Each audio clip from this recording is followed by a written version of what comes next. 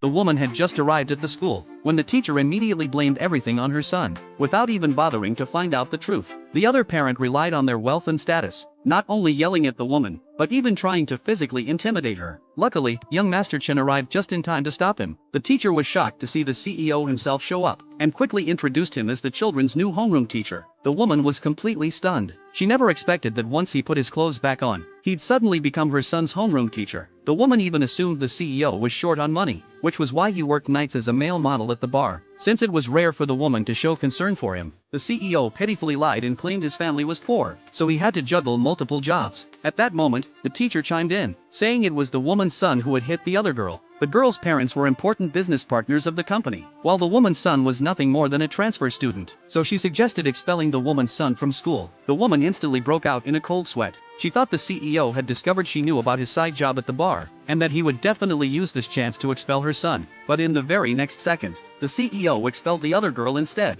saying her parent lacked basic morals. The teacher immediately kicked the mother and daughter out of the office. As the woman was leaving, her divorce certificate accidentally slipped out of her bag and fell onto the floor. The moment the CEO realized she was divorced, he couldn't stop the corners of his lips from curling upward, thinking that maybe he still had a chance. The next morning, the woman showed up in her work uniform to take her son to school. Unexpectedly, her cheating ex-husband and the scheming mistress were waiting at the school gate. The scumbag immediately demanded $100,000 from her, saying only then would he give up custody of their son. Otherwise, he wouldn't let them leave. The woman refused to back down and told him to settle it through legal channels. Let the court decide who the child should belong to. The scheming woman publicly mocked her, calling her nothing but a lowly cleaner. She even sneered that her son didn't deserve to attend such an elite private school, saying people like them would only drag down the status of the other parents. The surrounding parents immediately started demanding that the mother and son be kicked out of the school. The scheming woman even threatened her, saying her uncle was the manager of a branch under the Chun Group. Whether her son could stay at the school was entirely up to her. If the woman handed over the money right away, she might consider not expelling her son. Just then, the assistant informed the CEO that something had happened to the woman at the school gate. Without hesitation, the CEO rushed straight toward the entrance. Seeing that the woman refused to pay, the cheating ex suddenly tried to snatch their son away. He threatened that if she didn't give him the money, he would throw the boy onto the ground.